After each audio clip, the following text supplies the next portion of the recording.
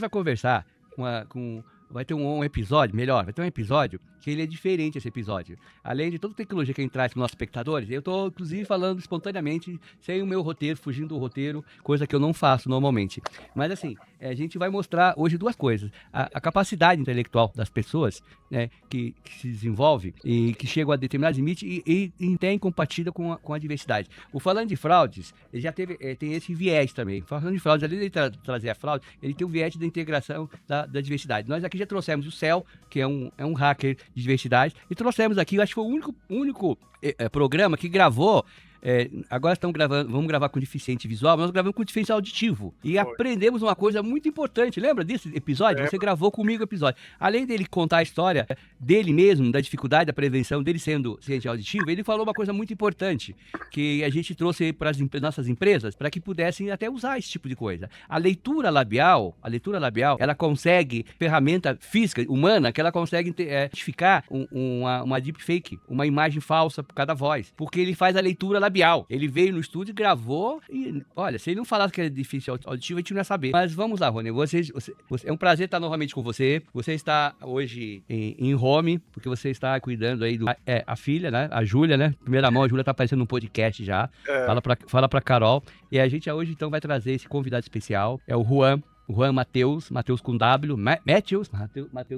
Ele é um carioca de Niterói, a terra onde eu fui criado, no Rio de Janeiro, sou carioca também. Ele é um deficiente visual, eu conheço bem esse problema das pessoas, que minha mãe, ela ficou cega, então é complicado mesmo. Imagina, para um hacker é muito mais complicado, né? Então ele é o único hacker cego do Brasil.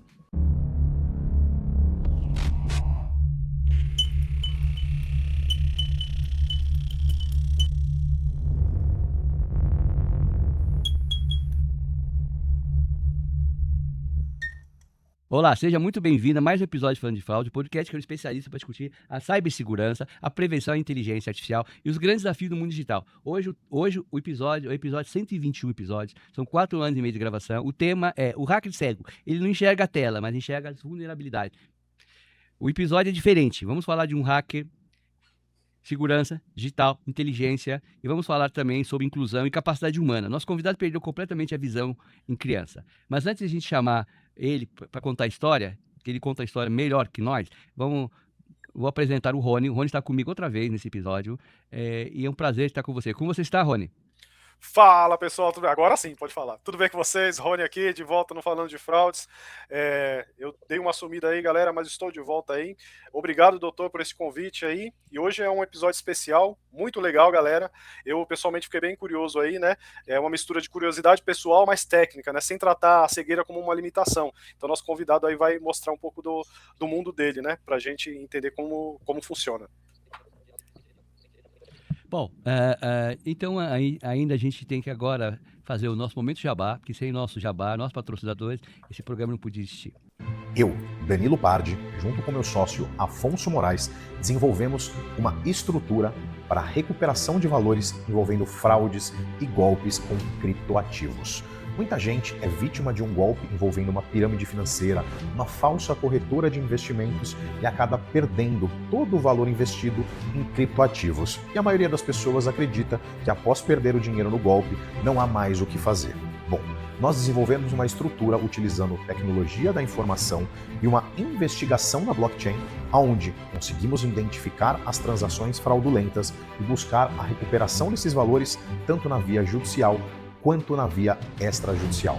Hoje, milhões de pessoas são vítimas desse tipo de golpe e acaba perdendo o investimento de uma vida toda.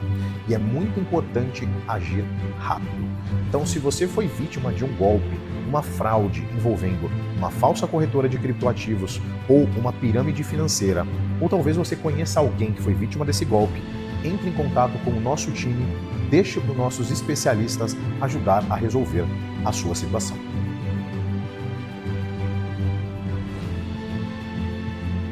Prove.com, a forma moderna de verificar e autenticar a identidade digital. Faça como grandes instituições brasileiras e do mundo todo. Conheça mais sobre a Prove. Juan, muito bem-vindo ao programa. É um prazer, uma honra compartilhar os seus insights e saber da história da sua vida. Se apresente aí para os nossos espectadores, para os nossos seguidores, conte a história que você já me narrou.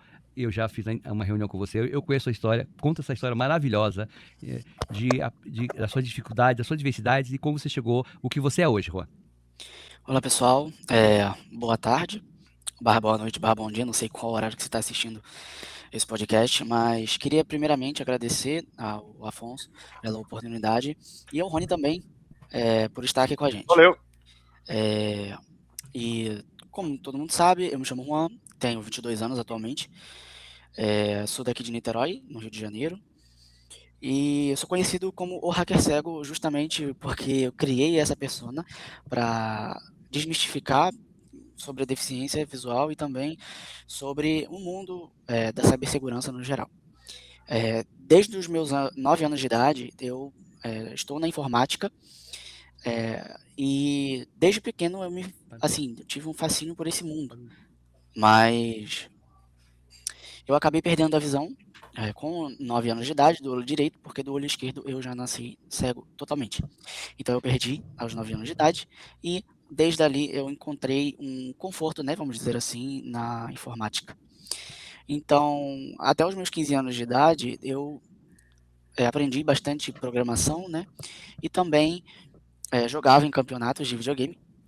E aos meus 17 anos, como todo adolescente, faz aquele questionamento do que quer ser na vida, e encontrei no YouTube vídeos de análise de malwares, e a partir dali eu fui pesquisar de qual área era isso e vi que era a cybersecurity, né, a cibersegurança. Legal. E com os 18 anos de idade eu entrei na faculdade de defesa cibernética, e a partir dali... Juan, pode você falar. esqueceu de contar um detalhe muito importante. Quando você conheceu o DOSVox, Sim. é importante saber, porque é importante depois também. Agora e depois que você aperfeiçoou. Eu tinha esquecido disso. É porque quando eu perdi a visão, eu fui integrado a uma sala de recursos da minha escola, no bairro aqui onde eu moro. E lá eles me apresentaram o DOSVox, que é o software da UFRJ, do Instituto PACIT, se eu não estou enganado, acho que é esse o nome. E a partir dali eu só fui pesquisando mais e encontrei os leitores de tela, né, que são os softwares que os deficientes visuais usam, tanto no computador quanto no celular, para se comunicar. E assim, com os meus 18 anos de idade, eu entrei na faculdade de defesa cibernética e a partir dali eu comecei a me integrar mais nesse mundo que é a cibersegurança, que tem inúmeras áreas, que é muito amplo. Então, eu me formei depois de 2 anos e meio, fui o primeiro deficiente visual a se formar em defesa cibernética no Brasil. E assim, eu posso dizer para você que não é fácil, não foi fácil e não está sendo fácil. Mas eu consegui me formar, eu consegui fazer algumas pós-graduações também para me especializar em algumas áreas, por exemplo, Cyber Threat Intelligence da IDESP, né? A IDESP é um instituto renomado, né, aqui no Brasil, e consegui fazer mais 7 pós-graduações relacionadas à cibersegurança, para proteger as pessoas, né. E a gente segue aí aprendendo cada vez mais, até porque a gente não sabe tudo. E também educando as pessoas, tanto fazendo ali o awareness, né, tanto fazendo a conscientização de segurança cibernética, quanto a conscientização da deficiência. Eu acho isso muito importante. Você hoje, além do seu canal no YouTube e também no Instagram, você dá aula no Instituto Dários, é isso? Não, eu participo da pós-graduação, eu tô fazendo pós-graduação lá, entendeu? Ah, você faz pós-graduação lá? Isso. Tá. E a sua atividade hoje profissional, ela se resume ao canal de YouTube e a descobrir as vulnerabilidades, é isso? Como é que hoje você está profissionalmente hoje? Eu trabalho numa empresa como a IT Helpdesk, né? Porém, segue também a linha de ser freelancer e autônomo em cibersegurança. Ou seja, tem algum serviço de pentesting, por exemplo, eu realizo. Então, eu faço ali todo um gap analysis, uma análise completa da aplicação, seja do back-end, do front-end, e aí eu ganho assim, em cima daquilo ali que eu faço na aplicação, no servidor e na rede, seja intranet, seja extranet, da pessoa em questão, e aí eu cobro um X valor. Eu tenho esses trabalhos e também agora estou lutando para monetizar o meu canal no YouTube também, que falta pouco, mas é uma luta. E é isso, eu faço esses serviços. Legal. Deixa eu te fazer uma pergunta também, Juan. Você já encontrou alguma vulnerabilidade ou situação que você pensou assim, isso aqui não deveria ser possível de hackear? Como você consegue identificar essas vulnerabilidades, principalmente considerando que muitas vezes você precisa interpretar uma interface, informações, de uma maneira diferente da maioria dos profissionais de segurança, né? Eu também já atuei e atuo sempre que possível na parte de pentester também. Uhum. Então, como que você faz nesses casos aí? Então, na realidade, a maioria das ferramentas que eu utilizo são O ferramentas som no dele tá terminal. ruim. Espera só um minutinho, Juan. Ah, O som dele tá ruim. Não. Viu? Só um pouquinho. Juan, chama o Juan. oi. Pode ir? Ele tá consertando, que o som tá com chiado. Só o seu, Juan. Ele tá consertando aqui. Eu tô ouvindo bem o Juan, viu, doutor? O meu, mas é aqui do equipamento do estúdio, entendeu? Tem que ver aí com o Gabriel, porque aqui eu tô ouvindo normal. Fala agora, Juan. Oi. Agora melhor, tá bom. Bom, então, pode parar daí, depois na edição conserta. Pode parar de onde você continuou, tá? Tá bom, Juan? Pode continuar. Pode ir? Ok. Então, assim, na realidade, as pessoas acham que é algo complicado referente a essa sua pergunta, porém, na realidade, para mim, é algo normal. Mas como assim? A maioria das ferramentas que a gente utiliza no nosso computador ou no nosso celular para achar vulnerabilidades ou realizar um pen testing, né, vamos dizer assim, são ferramentas de terminal. Raramente a gente usa alguma web UI ali, né, que são as ferramentas baseadas em interface de web, ou ferramentas gráficas. Então, geralmente eu utilizo o terminal, o Kali Linux, que muita gente conhece, o famoso Kali Linux, e o terminal para o nosso leitor de tela, inclusive, que é o NVDA, que ele é o leitor de tela mais usado no mundo hoje em dia, por mais de 10 milhões de deficientes visuais. É um leitor de código aberto, por isso que ele é tão bom. E, assim, ele lê bem o terminal. Então, tudo que é relacionado a uma CLI, a um terminal, todo tipo de ferramenta, não existe inacessibilidade. Então, é acessível 100%. Agora, ferramentas gráficas ou ferramentas web, elas têm que ter ali uma reimplementação de acessibilidade, como, por exemplo, o WCAG, que é Web Accessible Content Guidelines, que é as diretrizes de acessibilidade para a web, que são regras que você deve seguir ao criar um site, ou um SaaS, né, uma plataforma online. O que, na realidade, muita gente não faz, tá? Só 3% dos sites na web são acessíveis, para você ter uma ideia. É muito pouco, comparado com 97% de inacessibilidade.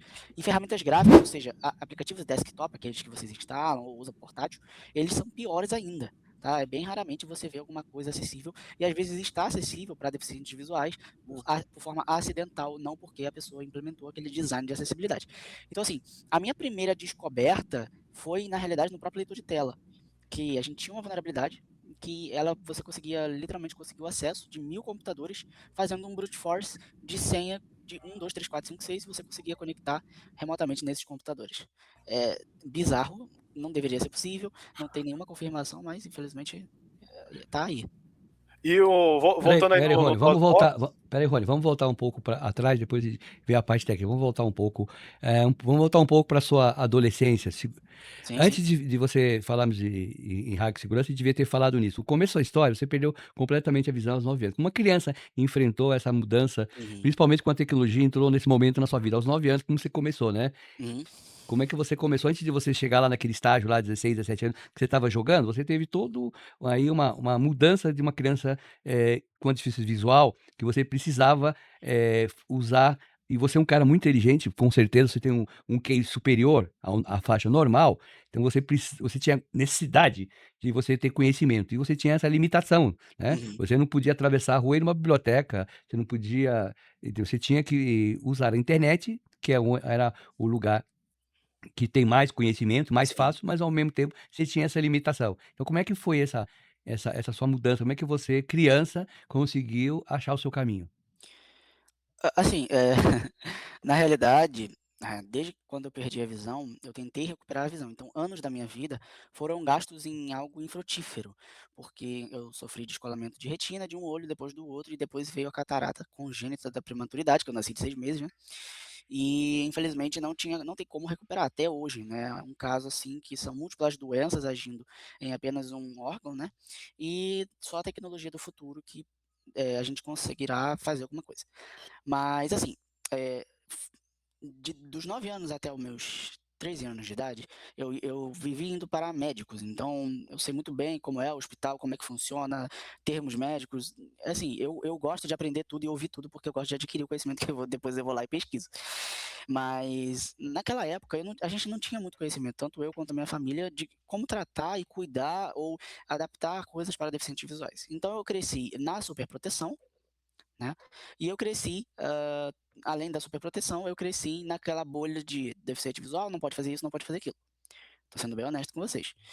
E quando eu ganhei o meu primeiro celular com o Google Talkback, que é o leitor de tela que a gente usa de fato no celular, aquilo ali abriu um mundo para mim que eu não imaginava que eu ia ter. Então, dos meus 13 anos até os meus 15 anos, eu tive um canal no YouTube de 2015 até 2018, né? E assim, eu perdi esse canal por denúncias, né, de outras pessoas, mas foi ali que eu fui aprendendo, ou seja, desde os meus 12 para 15 anos, né, eu falei 13, mas foi finalzinho de 2015 que eu já estava fazendo 13, eu já entendia da informática, seja assistindo tutoriais para aprender, ou seja lendo artigos na internet. Inclusive, tem um livro meu que se chama Illuminati, a Nova Ordem Mundial, que eu escrevi nessa época, mas eu só publiquei esse ano. E nessa época eu já era muito curioso com essas coisas, tanto coisas, teorias da conspiração no geral, quanto tecnologia no geral, porque a tecnologia para mim é um modo de ver a vida. Então, desde aquela época, eu sempre tive esse apreço pela tecnologia e desde quando eu comecei a faculdade, até um pouco antes, isso só foi aumentando e na realidade hoje eu sempre busco trazer coisas inovadoras, tanto para deficientes visuais quanto para pessoas que não têm nenhuma deficiência, né? E eu falo isso porque na escola eu fui muito marginalizado nesse sentido, na questão de bullying, né? Porque quem que vai querer se associar com uma pessoa com deficiência visual? Rony, vou fazer um parênteses aí para lembrar ele vai contar um caso aqui, porque a gente desse programa, a gente está trazendo tecnologia dele, isso é inegável, mas vamos trazer também essa diversidade para as pessoas verem que a baixa visão, ou a cegueira, ou a mesmo auditivo, não é uma doença, é só uma limitação. Então, você vê que ele Exatamente. contou da adolescência, e eu sei bem essas dores por causa da minha mãe. Talvez, mas eu sempre tive essa admiração por essa superação das pessoas. Então, ele sofria isso como adulto e hoje ainda ele é um cara super pra cima. Além de tudo, ele é um cara com um astral, pelo que eu conversei com ele já umas 2 vezes com ele, pelas mensagens que a gente tem trocado, ele é um cara pra cima com astral. Ele conta o caso que você estava viajando com a sua esposa, para mostrar essa diversidade, que você contou o caso que você saiu para comprar um lanche. Conta para os nossos espectadores como é que foi esse caso, que é um caso de diversidade, mas até engraçado, né? É, eu e minha esposa a gente viaja bastante, né? Porque ela não é do meu estado, ela é lá do Pará, e a gente viaja de um estado para o outro de ônibus, né? E 2.000 quilômetros de estrada é muito chão para você não comer alguma coisa. Então, a gente, a gente viajou bastante sozinho, detalhe, né? A gente não teve ajuda de nenhum parente, até porque as pessoas não podem parar suas vidas para cuidar da nossa. Então, a gente tem que resolver nossos próprios assuntos. E assim, eu tava nesse ônibus, a gente tava em São Paulo, que a gente tava quase pertinho do Rio, e eu desci lá para comprar, na realidade era comida, né?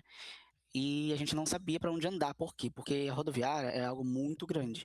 E geralmente tem alguém para guiar na rodoviária. E nesse dia não tinha. E a gente desceu. Eu tô contando mais detalhadamente porque eu te contei ali no privado, mas não foi tão detalhado. Aí a gente desceu. E aí, quando a gente desceu, a gente falou: tá, mas aí a gente vai para onde agora? Tava um vento muito grande, aí, meu Deus do céu. A gente ficou parado, eu falei, não, vamos voltar pro ônibus, porque vamos ver se a gente consegue pedir ajuda. Aí tá, a gente subiu de novo. Aí uma mulher falou assim, aí eu fui no banheiro, a mulher falou assim pra minha esposa, vocês ainda não comeram? Aí ela, não, você quer que eu leve vocês lá? Sim. Aí tá bom, a gente voltou lá, pegou a mochila, aí tinha um cara dentro do ônibus, ele falou assim, ele olhou pra minha cara, sério, e falou assim, você precisa de dinheiro? Você tem dinheiro? E eu, cara, eu sou cego, não sou mendigo, cara. Não tô passando fome. Quase que eu falei, mas aí depois eu pensei assim, não, eu vou ser educado. Falei, não, obrigado, não precisa não, eu tenho aqui. Aí eu peguei e mostrei meu cartão assim. Aí ele, não, que se você precisasse, eu ia te dar o dinheiro. Sabe, as pessoas têm essa mania de ver nós deficientes como coitados que não trabalham, não estudam, não sabem gerir as próprias coisas e precisam até da ajuda dos outros. Aí a gente foi lá, compramos a comida, voltamos e o cara ficou, a mulher depois disse que o cara ficou olhando pra gente como se a gente fosse um extraterrestre de outro mundo, porque, meu Deus, ele comprou o dinheiro com a comida dele, a comida com o dinheiro dele, mas que dinheiro? Como assim, né? É. Isso é para mostrar o problema que acontece na diversidade, que as pessoas ainda não têm consciência, né? Talvez até por um descuido, sabe que o cego pode trabalhar, o deficiente auditivo pode trabalhar, então eles Sim. ficam considerando dessa maneira que é problemático, mas vai mudar. A gente tá trazendo, se depender da gente vai mudar. Mas olha, justamente. A fica gente tranquilo. recebeu até um deficiente Auditivo. auditivo, né, doutor? Aí, Isso. Não sei se você comentou aí com ele. Mas fica tranquilo que minha mãe, ela, além de ela ter a deficiência visual, ela era de idade, né? As duas coisas juntas, né? Até várias vezes, não foi uma vez, não. Várias vezes ela chutaram a bengala dela assim, atravessando o Nossa. farol. Entendo bem. Às vezes, no fim de semana, eu ia na casa dela, tinha almoçar, Nossa. ela tava consertando, pedia pra trocar a ponteira, porque tem todo um esquema da ponteira, Sim. etc, né? Não pode estar torta. Os caras passam e chutam a bengala do cego, não tá nem aí. Bom, Já aconteceu comigo, já. Inclusive, teve uma vez que eu tinha pedido uma pizza, eu tava no Pará nessa época, e aí a minha esposa apareceu na porta, eu fui lá, peguei a pizza e o cara falou, ela é sua irmã? Eu falei, não, minha esposa. Ele, nossa, que legal, que diferente, né? E todo mundo acha que ela é minha irmã. Ah, eles são irmãos, ele é pai dela, já chegaram assim também. É absurdo, cara, absurdo. Mas a gente sempre tenta, na boa intenção ali, conscientizar para que esse erro não ocorra de novo. Porque as pessoas acham que os deficientes visuais também não podem casar e ter filhos, e eu conheço milhares de deficientes visuais, e quando eu falo milhares, é muitos, que tem filho, trabalha, mora sozinho, casa, viaja para outros países. Então, é bom a gente abrir os olhos e a mente para ver que esse mundo nosso é cheio de indivíduos fascinantes, vamos dizer assim. Bom, e a gente tem outro detalhe, Rony, antes de você fazer a pergunta, está louco fazer uma pergunta para ele, mas eu tenho outro detalhe. Ele já, além dele ser um hacker, e vai mostrar aí depois as vulnerabilidades, o que ele já fez no mundo hacker, né? Vai dar aí o seu depoimento para provar mesmo que ele é um hacker, consegue com a deficiência visual. Ele já escreveu 3 livros, né? O Dois. Perigo da Internet. Conta um pouco sobre esses 3 livros que você escreveu. Inclusive, eu tô vendo aqui, tem o livro Golpes Digitais, né? Como se proteger na era da internet, é isso? Isso, Sim. golpes digitais. Tem Isso. o teu site aqui publicado em português e inglês, o primeiro livro de segurança cibernética do Brasil, escrito por um deficiente visual, ajudando milhares de pessoas. Que legal, cara. Tem esse Illuminati também. Isso, tem Illuminati, a Nova Ordem Mundial, que na realidade é um livro que eu escrevi faz muitos anos atrás, como eu falei aqui no início, desde quando eu era mais novo. Eu sempre me fascinei assim, sabe? Eu sempre tive um fascínio por ler, porque eu acho que ler é Tu muito já leu importante. Fortaleza Digital? Não, ainda não, mas eu vou ler. Isso é Eu leio legal. qualquer tipo de livro, eu li o livro de 6.000 capítulos, 2.000 capítulos, e assim, cara, é um absurdo. Às vezes eu fico uma semana inteira deitado ouvindo o livro, para você ter uma ideia. Então, assim, eu comecei a escrever o Golpes Digitais, Como Se Proteger na Era da Internet, justamente por causa dos golpes. Eu tava vendo muitas pessoas, indivíduos, meus parentes, amigos, conhecidos, caindo em golpes. Eu falei, vamos tentar mudar isso de alguma forma. Além das palestras, vamos tentar escrever algo para que as pessoas consigam ler, tanto os deficientes visuais, até porque o livro ele tem acessibilidade, e tanto as pessoas que não têm nenhuma deficiência, ou pessoas com baixa visão e etc. Eu publiquei esse livro na Amazon, eu demorei praticamente uns 6 meses para escrever ele, foi uns 20 e poucos capítulos, com mais de 200 mil caracteres, né, 200 mil letras não, letras mesmo. Porque eu conto pela letra. Palavras eu acho que são umas 30 mil, 40 mil por aí. E o legal, né, Juan, que tá em alta audiobook, audiolivros. Então, eu também, às vezes, eu tô dirigindo, eu não tenho tempo, aí eu tô fazendo alguma coisa, eu tô com um audiobook ali, ouvindo. É sempre bom. Eu mesmo agora tô lendo A Lenda dos 5 Anéis, de Miyamoto Musashi, né? E eu boto ali o Clássico. pra ler. É um clássico. Eu tô lendo ali, já tô no 3º volume do livro, e, cara, audiobook é uma coisa assim, que você não precisa estar vendo para você entender. Então, eu escrevi esse Golpes Digitais, Como Se Proteger na Era da Internet, justamente para explicar para a pessoa o que é engenharia social, qual é a psicologia por trás da engenharia social. Qual que é a manipulação, como é feita essa manipulação detalhadamente, sabe, para que as pessoas entendam que não é culpa delas caírem em um golpe, é culpa de quem aplica o golpe, porque ele sabe que você tem uma vulnerabilidade mental, né? Não é só uma vulnerabilidade em sistemas, né? Mas é uma vulnerabilidade humana, entende?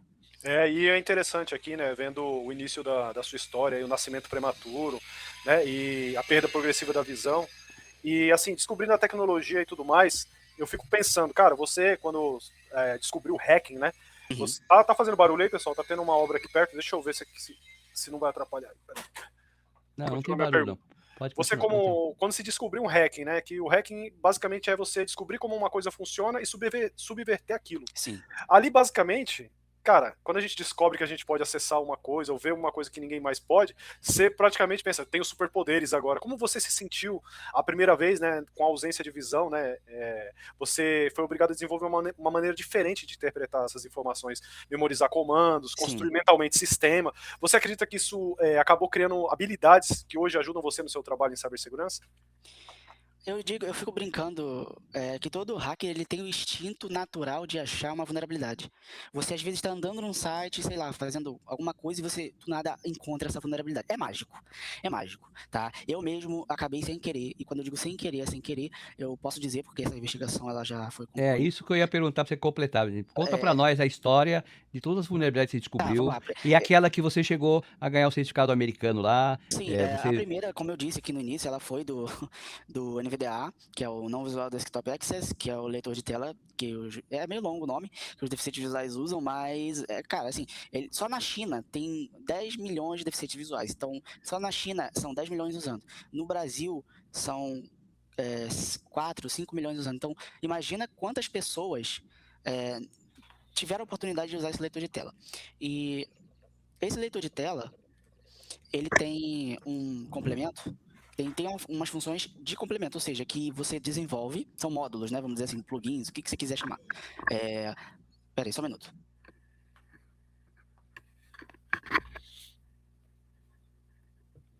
Só para vocês entenderem, ele está respondendo alguma mensagem pelo computador dele, que é esse barulhinho que vocês estão vendo do fundo. Isso? Isso. Inclusive, eu gravei um vídeo lá no meu canal falando sobre, mostrando, né, como um deficiente visual hacker usa o computador. E as pessoas ficam abismadas na velocidade que a gente usa. Mas, na realidade, sendo bem sincero, isso é rápido, mas não mais pra mim, porque eu comecei devagar, eu comecei com a velocidade no 0, pra você ter uma ideia.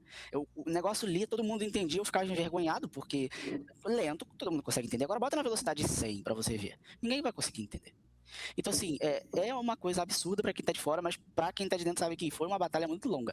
Mas, voltando aqui, porque tinha me chamado aqui, mas voltando aqui no que eu estava falando, esse leitor de tela, ele tem esses módulos e você pode desenvolver, você como terceiro, até alguém que enxerga pode desenvolver esses módulos para adicionar acessibilidade a algum aplicativo ou fazer alguma funcionalidade. Você tem uma ideia, tem funcionalidades aí, por exemplo, de você baixar vídeo do YouTube com uma tecla, você tem funcionalidade de ouvir a hora apenas com um botão, então tem muita coisa que você não consegue nem imaginar. E tem uma delas, que foi por isso que eu ganhei essa notoriedade lá no NVD, né, que é o site de vulnerabilidade do governo dos Estados Unidos, eu ganhei lá porque existe um complemento chamado NVDA Remote, que esse complemento, ele permite você controlar o computador de outra pessoa apenas ouvindo o áudio, independente ou não se ela tem uma internet que bloqueia isso ou não, pode ser alguém que estiver lá na China e vai conseguir acessar, pra você ter uma ideia. Pra você ver o nível que isso é burlável. E a gente conseguiu descobrir uma falha, no caso eu, né, consegui descobrir uma falha, que tinham mais de 1.000 pessoas utilizando senhas como 123, 1234 e por aí vai, nessas senhas básicas que vocês já estão, né, já sabem, já que já foram vazadas há milhões e milhões de anos atrás. E eu relatei essa falha e eu consegui, para você ter uma ideia, acesso a mais de 1.000 computadores e simplesmente não tinha ninguém mexendo nesses computadores praticamente. Então se você quisesse executar um script ali em Python, ou se você quisesse fazer qualquer coisa ali para roubar os dados ou desligar o computador, danificar o computador, colocar um malware, sei lá, qualquer coisa, você ia conseguir. Então olha o nível de perigo que isso causava. Eu relatei essa falha e isso está sendo corrigido. Né, eu implementei ali algumas mitigações ali, fiz uns pull request ali no repositório, porque é código aberto, né? E agora a gente está aguardando as correções. Essa foi a minha primeira falha registrada, mas eu já tive outras depois e antes que eu não registrei, devido a que o pessoal não quer que registre, né? Tem todo esse segredo comercial, né? Vamos dizer assim. Uma dessas falhas, que essa investigação inclusive já foi concluída, eu posso contar sobre ela, que a gente conseguiu acesso, olha só, a gente conseguiu acesso total aos servidores do Congo, aos bancos de dados dos servidores do Congo, do governo do Congo, tá? Caramba! Sim, a gente conseguiu. Isso porque os hackers tinham conseguido sequestrar o domínio deles, criaram um subdomínio fake de resgatar subsídio de água lá no Congo. E aí você supostamente resgatava o dinheiro, até você sendo estrangeiro, e você recebia o dinheiro, você tinha que depositar um dinheiro lá e recebia o dinheiro de volta. Só que dentro desse site era tinha um certificado, wildcard, né, que é aqueles certificados que você emite para emitir subdomínios infinitos. É um único certificado para vários subdomínios e vários domínios, filhos, pai, etc. E o absurdo é que esse site ele tinha um 304, né? Um redirecionamento para outros sites que eram sites fraudulentos, ou seja, sites ali do MCAFEI, né, que é aquele antivírus lá horrível. Eu falo isso com propriedade porque eu já trabalhei um pouco nessa área de antivírus. E MCAFEI, deixa eu ver, era só MCAFEI. Aí aparecia aquelas notificações falsas, né, de vírus, que o seu computador estava infectado, isso no navegador, cara, não tem nem sentido. Mas o pessoal que não entende acaba caindo. E em vez de ajudar, acaba se... Acaba se prejudicando, porque o link, olha só que doideira, tá? Essa investigação tem lá no meu site, inclusive, você pode ir lá dar uma olhada depois, quem quiser. Eu esqueci agora o nome do meu próprio artigo, gente, desculpa, eu tenho muita coisa na cabeça. Tem vários artigos aqui, inclusive tem a atuação sua em crises, né? Que você atuou diretamente no apagão cibernético da CrowdStrike, né? Sim. Então, conta pra nós. Você precisa contar para nós, telespectadores, que normalmente a gente pede isso no programa para que conte as dores, né? Ou seja, os incidentes que aconteceram, né? Você não precisa contar as fontes, né? E você, então, tem um valor dobrado que você resolveu o problema quando muitas pessoas que têm uma visão completa não conseguiram resolver o problema, né? Então, é uma coisa até engraçada isso que você falou, porque na empresa, na época, onde eu trabalhava, né, teve esse incidente do CrowdStrike. Na realidade, eu acho que todas as empresas do mundo que usavam Windows teve esse problema, né? Que basicamente foi o Windows não iniciar. Porque o pessoal atualizou em produção ali o drive da CrowdStrike e acabaram corrompendo ali. Aí você tinha que entrar em modo de segurança para você deletar aquela DLL, sim, você deletava a DLL e ali por meio daquele delete de URL você reiniciava o Windows e voltava ao normal. Só que, pra gente que é deficiente visual, na época, o modo de segurança ele não era acessível, ou seja, o leitor de tela não chegava lá, porque são DLLs que o leitor de tela precisa, essenciais para que ele funcione. Hoje em dia já funciona, tá? Mas antigamente não funcionava. Então eu tive que pedir ajuda de alguém que enxerga para eu conseguir fazer isso, e por meio disso, eu voltei o meu computador ao estado original, e aí eu consegui acessar os servidores da empresa, e de lá a gente conseguiu fazer esse reboot, né, esse delete da URL, que outras pessoas com visão não conseguiam fazer. E as pessoas até falaram, nossa, Juan, obrigado, cara, você economizou meu tempo de trabalho, porque você ficar sem trabalhar um dia, querendo ou não, você não é producente, né? Apesar de ser um incidente cibernético, não cibernético, né, mas um incidente que afetou o mundo inteiro, aeroportos, né, afetou polícias, enfim. O mundo inteiro foi afetado, né? Porque hoje em dia a gente sempre usa tecnologia, né? Até a NASA foi afetada, quem somos nós? Quem somos nós, né? E além disso, você identificou e reportou vulnerabilidades em grandes empresas, né? Se tá aqui no seu site, eu acredito que possa divulgar, né? Não, pode sim. Tá. É o Nubank, Miles, Google e Microsoft. Então, o que aconteceu no Nubank, que é um banco que a gente aqui tá sempre de olho, porque a gente que trabalha com golpes digitais... tem que tomar cuidado. Os clientes do escritório muitas vítimas são vítimas num banco digital. Não porque o banco digital seja mais frágil, eu sempre tenho falado, não é contra o banco. É que o banco digital ele é um pouco mais rápido que o banco físico. E essa rapidez, eu não sei se você concorda, muitas vezes ela acaba passando por algumas regras de prevenção. Concordo, então, sim, concordo. Então, conta para nós no Nubank, da Smiles, como é que foi essa vulnerabilidade? Não sei se vocês lembram de um vírus chamado Mão Fantasma, Rand Ghost, né? Ghost Rand. Eu lembro de um vírus Mão Fantasma, né? Eu lembro do vírus. Lembro, eu tenho uns artigos também sobre Ghost Hand, Mão Fantasma. Que ele basicamente substitui o back-end ali da sua tela, né? Ele pega e você faz ali a transação. Eu vou mandar pro Afonso R$1.000. Calma aí que eu não vou mandar não, gente, tô brincando. Aí, doutor, receba. Receba. Vou mandar R$1.000. Aí, só que, pra mim, está parecendo que eu vou mandar pra ele. Só que pra nós, pra o back-end, ele tá mandando pro golpista. Você não vai ver isso. Ou seja, na hora da transação, ele altera os seus dados silenciosamente para capturar aquele teu dinheiro. Isso é um absurdo. Cara, o golpe... Eu tive acesso aqui ao arquivo que tem o código-fonte. É absurdo. Você vê ali um nível de engenharia reversa que você fica de queixo caído. E detalhe, isso quem fez foi 3, 4 pessoas que fez um vírus desse tipo. Então, se 3, 4 pessoas conseguiram fazer um vírus desse tipo, imagina mais, né? Pois é, mas eu relatei para o Nubank sobre esse vírus, porque até então eles já sabiam de alguma coisa, mas não sabiam tudo. Que inclusive esse vírus ele estava abusando da API de acessibilidade do Android, que inclusive isso afetou milhões de deficientes no Brasil, deficientes visuais que utilizavam leitor de tela, porque olha só, o Nubank, quando ele detectava algum uso indevido das funções de acessibilidade do Android, ele bloqueava o acesso do deficiente visual. Então a gente tinha que ligar para isso daí. Eu tô contando em primeira mão, tá? Ninguém sabe dessa informação. tá? Ó. Ninguém sabe dessa informação. Então, eu posso contar porque já foi. Então, eu e um amigo meu, a Em gente primeira mão, não falando de fraudes, galera. a gente entrou em contato com a equipe de cyber do Nubank, falamos, tá acontecendo isso e isso, a gente tem aqui hashes, a gente tem aqui tudo, desbloqueiem somente as exceções para tais leitores de tela, pronto. E a falha, a gente tem aqui o código-fonte, mandamos para o Nubank, e o Nubank implementou inúmeras, quando eu digo inúmeras, é inúmeras, porque até a depuração do Android do Nubank não funciona direito, é tudo criptografado. Você faz ali, conecta ali via ADB, né, e bota ali para depurar em tempo real, não tem como, é impossível praticamente de você conseguir ver o que está acontecendo ali na hora, porque o Nubank ele intercepta e ele bloqueia as calls, né, call binds, né, da depuração. E o da Smiles é até um erro meio sem sentido, mas para você ver como isso afeta até empresas grandes. O da Smiles era basicamente um brute force, eles usavam senhas de 4 dígitos. Juro para vocês, não é brincadeira. O Smiles, eles usavam o seu CPF e o número de 4 dígitos. E você sabe que número de 4 dígitos, brute force, 10 mil combinações, acertou, acabou. 10 mil combinações, hoje para uma CPU é tranquilo de fazer. Né? Você faz isso em 5 dias? Não, acho que menos, né? Uhum. Bem menos. Cara, é um absurdo. Como que uma empresa grande de milhas, né, pode usar 4 dígitos na combinação? Aí eles implementaram 6 dígitos, o que na minha opinião ainda assim tá errado, mas enfim, né, quem sou eu? Implementaram rate limiting, que eles botaram 3 tentativas só, se você errar, seu IP é bloqueado por um tempo. E, cara, na Google, a gente teve um problema do reCAPTCHA V3. O que acontece?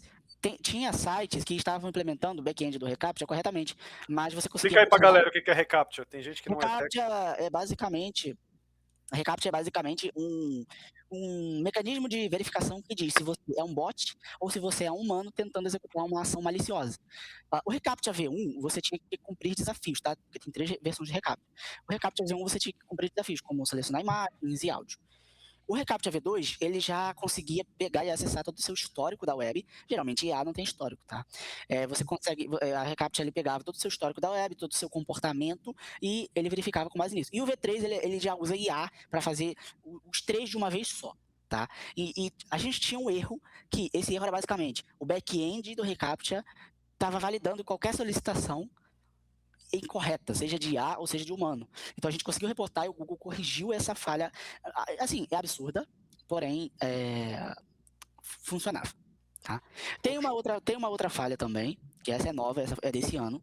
Eu não posso dizer qual é a empresa, mas eu posso dizer que é uma empresa que tem uma IA, e essa IA ela serve para um propósito, como por exemplo cibersegurança. Se você perguntar outra coisa, dando um exemplo, não que seja isso, tá? Se você perguntar outra coisa não relacionada à cibersegurança, ela deveria negar e continuar ali no assunto. Ou seja, essa IA teve um jailbreaking, né, um desvio de LLM, que basicamente consiste em você... Uma alucinação, isso? Não, é tipo você conseguir usar ela para qualquer coisa que não seja o assunto em questão. Por exemplo, eu treino um modelo de inteligência artificial para falar sobre jurisdição. Vamos botar aqui o do Jus Brasil. O Jus Brasil tem um modelo ali sobre coisas processuais, né, direito, etc. Sim. Se você chega para ela e fala, por que a banana é verde? Ela não deveria responder. Por quê? Porque o assunto dela é só falar sobre direito. Isso é uma vulnerabilidade nova, eu acho que é a CWE 1440 ou é a 1400, não estou lembrado agora, que é desvio de função de LLM, que basicamente consiste nisso, você usar a LLM como um chatbot infinito, sem custo nenhum, né? Ou seja, eu chego ali para a LLM do Jus Brasil e falo, Lei 12.462, qual que é a lei? Aí, beleza, ela responde, e aí na próxima solicitação eu já começo a perguntar coisas que não tem nada a ver. E aí a IA não consegue entender isso, ela não tem regras para mitigar isso. E isso é uma falha nova de cibersegurança, tá? Uma falha, desde quando a IA surgiu, falhas novas sempre foram implementadas. Então a OWSP Top 10, elas lançaram um top 10 ali de falhas de IA, como tem para a web. Então eles lançaram esse top 10 e aí tem essa falha lá, que é uma falha nova, e eu relatei esse erro, essa vulnerabilidade, e estou esperando eles mitigarem, para se eles quiserem eu trago um vídeo lá para o meu canal, ou por exemplo, eles vão fazer ali um agradecimento, enfim, mas está em investigação, eles permitiram que eu revelasse, mas não o nome da empresa, né, essa falha. Eu fico um pouco triste por isso, mas eu entendo que a gente tem a Vulnerability Disclosure ali, né, que é a nossa diretriz de acessibilidade, de não divulgação, né, da vulnerabilidade. Bom, eu queria te falar o seguinte, perguntar, essa vulnerabilidade tem algo a ver ou é parecida com o que aconteceu com o Anthropic? O Anthropic, ele acabou, ela deixou de ser degenerativa para ser atípica e ela tomou uma decisão, Então, inclusive ela, olha, eu ela vou ser meio termo aqui, tá? Não e sim. Por quê? Por que não? Porque quem faz esse desvio de LLM acontecer é o usuário. E quem faz esse desvio de função interna é a própria IA. Ou seja, a gente tem um meio termo. Tanto a IA quanto o próprio usuário pode fazer isso. Às vezes a IA pode alucinar e desviar a função dela, ou às vezes o usuário pode usar ela para fins que não eram originalmente ela foi programada, né? Se você tem uma IA que fala sobre gatos, é uma IA que fala sobre gatos, não pode falar sobre cachorro, entendeu? então, Entendeu? mas nesse caso da Anthropic, esse caso da Esse Anthropic caso foi o que da Anthropic, eu posso ser que ela, sincero, ela, ela assim, hackeou um próprio cliente da Anthropic. eu sou um pouco cético sobre isso, não totalmente, mas eu sou um pouco cético. Aê, achei mais alguém que concorda comigo. Eu vou Sabe por quê? falar, eu vou concordar com você, João, porque é muito simples. E alucinou, invadiu, aí o povo bota um monte de print, tudo isso pode ser manipulado. Aí agora Sim. apareceu uma grande aí falando que a dela também agora tá hackeando sozinha. Então tá todo mundo Sim, nesse hype, né? Eu não Acho vou que falar sim. o nome. Não, eu esqueci o nome. Mas, enfim, eu acredito e não acredito. Eu acredito que isso tem algum dedo de ser humano no meio. Não que pode não ser não que seja impossível, né, Rony? Isso, não é impossível, mas eu acho que é uma jogada de marketing. Eu também Sabe? acho. Eu acho que é uma boa jogada de marketing, porque a indústria vai adotar. Rapaz, se eu vou contratar esse cara, se tá nesse nível é porque é boa. É porque é boa. Entende? Igual o Cloud Mythos. O Cloud Mythos é aquilo que eu já escrevi, eu já participei de várias reportagens de jornais internacionais, inclusive lá no meu site tem um monte, falando sobre o Cloud Mythos. Eu acredito e não acredito. Eu acredito sim que tem IAs que estão em laboratórios super avançados que não foram divulgados para o público. Mas eu também acredito que, cara, se eu, com o DeepSeek V4 Flash, que ele foi lançado a versão final, consigo hackear um servidor de um governo, o que eu não faço com o Cloud Mythos da Anthropic, que é uma IA especificamente voltada para cibersegurança? Na realidade, ela é boa para código, mas ela é tão boa em código que ela é melhor em cibersegurança. E é um pouco assustador. É um pouco assustador porque no futuro a gente não sabe o que vai acontecer. E a gente viu, inclusive, em um país que eu não me lembro agora o nome, eu acho que é na Albânia. Não me lembro agora o nome. Que basicamente eles vão. A ministra da Economia. A ministra da Economia e Tecnologia é uma IA. Juro pra vocês, isso é Eu realidade. já ouvi falar. Então, Isso é verdade. só emendando aqui, já que a gente tá falando de IA, a gente tá vivendo essa revolução de IA pra cá, pra lá, inteligência artificial, mas para uma pessoa com deficiência visual, a IA pode representar um avanço enorme de autonomia? Como que você acha que essa transformação tá sendo essa transformação e quais novas possibilidades que tá criando aí? O que você vê? Olha, eu vou ser bem sincero, porque eu amo jogar videogame, e vocês vão entender já porque... Rapaz, você é meu parceiro. E nós deficientes visuais, geralmente não O jogamos... doutor não gosta, eu tô falando pra ele aprender, porque é muito bom pra mente. Concordo. E a gente que é deficiente visual, a gente joga pelo som. Então, tem inúmeros jogos que a gente joga pelo som, porém, existe uma coisa que se chama mods, né? Que basicamente você pega e modifica com uma funcionalidade. Gosto muito de usar mods. E existem mods que são mods de acessibilidade, ou seja, que integram o leitor de tela dentro do jogo. Que legal. Ali bips, por exemplo, vamos supor um jogo, um RPG ali de exploração, integra bips para você seguir na direção certa. Já jogou Skyrim? Já, inclusive tem um mod muito bom. Acessibilidade para ele. Até com IA, né? Que você conversa com ela. Sim. Bom, e o mod ele adiciona acessibilidade para deficientes visuais.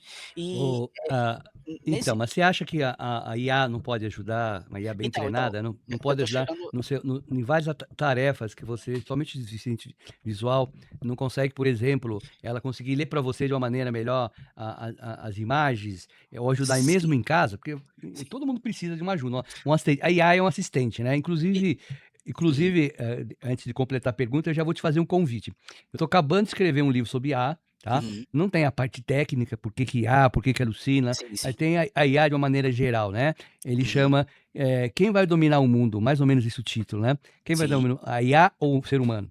Mais ou menos isso, né? Então ali o subtítulo vai dizer que a IA vai ser boa ou má, depende do que o ser humano venha fazer com ela, certo? Sim. E eu gostaria de convidar você para escrever o prefácio do livro. Com certeza, vai. É só me dar tudo certinho que a gente vai combinar isso aí. E já agradeço de antemão, cara. Vai ser uma honra para mim.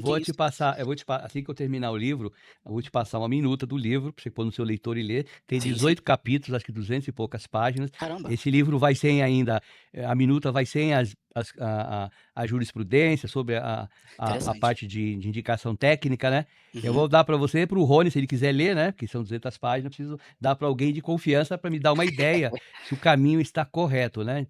Eu tenho 3 pessoas que eu quero dar para você, que é um gênio, para o Rony, que é o outro gênio aí, e dá para um outro cara que trabalha com cibersegurança, que é um escritor também, que é o Elton Sim. Garcia, Sim, é sim. um amigo meu de Brasília, que a gente Sei também quem é. trouxe ao programa, né?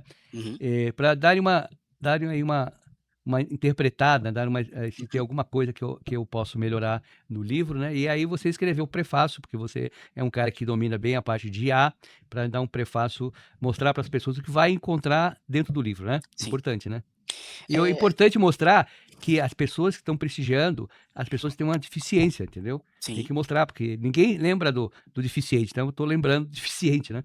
Sim, eu vou abrir um parêntese aqui, porque você falou da IA, e a IA ela surgiu em 2022, né? 2022 para 2023, a IA foi surgindo. Não que não existisse IA nessa época, porém, com o advento do chat GPT, fez assim um boom. Sabe, o chat GPT Popularizou. ele revolucionou o A modo IA já como a gente existe vê as desde coisas. 1950 e bolinha já. Sim, sim, mas do jeito que tá hoje, eu te falo, é uma evolução absurda. E por que eu tô dizendo isso? Tá, você perguntou para mim se a IA pode ajudar o deficiente visual, e eu respondo para você, ela não pode, ela está ajudando. Ah, Juan, mas me dá um exemplo. Tudo bem, eu vou te dar vários exemplos. Eu vou resumir bem. Videogames não são acessíveis para deficientes visuais, tá? Esqueça isso. Não são acessíveis. Porém, 90% dos jogos que são acessíveis para deficientes visuais, ou seja, jogos de pessoas que enxergam, porque existe uma diferença entre jogos em áudio, que são propriamente para deficientes visuais, e existem jogos normais, entre aspas, vamos dizer assim, normais não é a palavra muito adequada. E esses jogos normais, existe uma coisa chamada mod. Esses mods de acessibilidade foram feitos com inteligência artificial. Ou seja, o cara pegou ali todo o código-fonte do game, seja um jogo de código aberto, ou seja, um jogo de código fechado que tem uma comunidade de modders, ou seja, pessoas que modificam aquele game, e ela implementou um mod de acessibilidade que integra bips, integra leitor de tela, para você conseguir navegar nos menus, navegar nas opções, ler os diálogos por meio do áudio. Isso é absurdo, porque a gente não tinha isso desde o ano passado.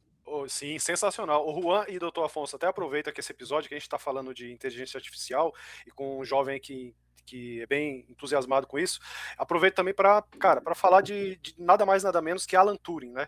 Turing é o pai da ciência da computação aí, e o teste, ele tinha o teste de Turing, que você deve conhecer, Sim, que é sim. o quê? O teste de Turing, doutor, ele é basicamente um experimento proposto em 1950 pelo matemático Alan Turing para avaliar se uma máquina possui comportamento inteligente equivalente ao de um ser humano. Sim. No formato clássico, tipo, um juiz humano conversa por texto com um humano, e uma máquina, se o juiz não souber distinguir, o juiz ele conversa com um humano e com uma máquina. Se o juiz não souber distinguir qual é a máquina e qual é o humano, passou no teste. Olha que loucura, cara. E hoje você conversa com uma IA muito sofisticada, que eu já vi, que é incrível, ela consegue até simular uma personalidade, então passa no teste, cara. Bom, E a gente tem Juan, eu quero comunicar a vocês que nosso tempo está se esgotando, porque a gente ainda não tem completado todo o nosso roteiro, nosso assunto, porque o Juan é um superdotado, com uma vida de pouca idade, mas com muito conteúdo. Nossa, Você eu tá vendo? amei conhecer ele, cara. Muito top. Então. E aí a gente, Juan, vai fazer o número 2, o capítulo 2 com você, Juan. Tranquilo. A gente vamos fazer um outro episódio para completar aí, falar um pouco mais sobre a sua vida profissional. Agora todo mundo já conhece a sua história, né? Já vai estar. Vou falar mais um pouco sobre a sua vida profissional em outro capítulo, né? Agora nós passamos aos agradecimentos, né, Ju? Vamos agradecer o Juan por essa sua presença, essa sua dedicação e seu tempo antes do programa e mesmo durante o programa, e fica o convite para uma próxima data que a gente vai marcar ainda esse ano para a gente fazer um capítulo. Seria um prazer se você tivesse a possibilidade de vir a São Paulo, gravar no estúdio, onde a qualidade é melhor, Sim. E também a gente nos conhecer pessoalmente, né? Seria uma honra. Seria muito bom. Seria muito bom. E se você vier para São Paulo, a gente já marca uma data. Se tiver uma data que vem a São Paulo, com certeza. Aí o Rony também sai da casinha dele e vem ao estúdio para prestigiar a gente. Muito obrigado pela sua paciência. Você também, Rony, muito obrigado. Você sabe que você tem uma cadeira cativa aqui. Quando você não tá o Danilo. Valeu. São os meus dois parceiros. Aqui, falando de fraudes. Eu falando de fraude. E você que assistiu até agora o programa, se inscreva no canal. Acompanhe também o Juan nas redes sociais. Juan, deixa suas redes sociais. Você lembra agora das suas redes sociais? É tudo @ohackercego, tudo junto. E o meu site é juanmatosrebelo.santos.com, e o meu LinkedIn também, quem quiser se conectar, é Juan Matheus Rebelo Santos mesmo. Lá tá como o Hacker Cego, não tem nem como errar, entendeu? E É isso, TikTok, Instagram, todas as outras Seu, redes e o canal sociais. no YouTube, você falou? Sim, é @ohackercego. Na realidade, é o Hacker Cego mesmo. Eu Todas já, as eu já, redes. eu já vi o canal, é muito bom o canal, tem bastante Eu conteúdo, tava vendo acompanho aqui lá. também, legal. A gente o programa vai ao ar rapidamente, todos vão ter oportunidade de ver essa entrevista maravilhosa e fica o próximo capítulo, que vai ser melhor ainda, o capítulo 2. E eu vou, assim que o livro estiver pronto, eu passo para vocês dois, com a sua maestria e conhecimento, os dois, passarem qual que é a sua opinião de Pode esse deixar. o meu livro sobre IA. Fiquem seguros e até o próximo programa. Até mais, pessoal. Fiquem Valeu, seguros. pessoal. Até mais.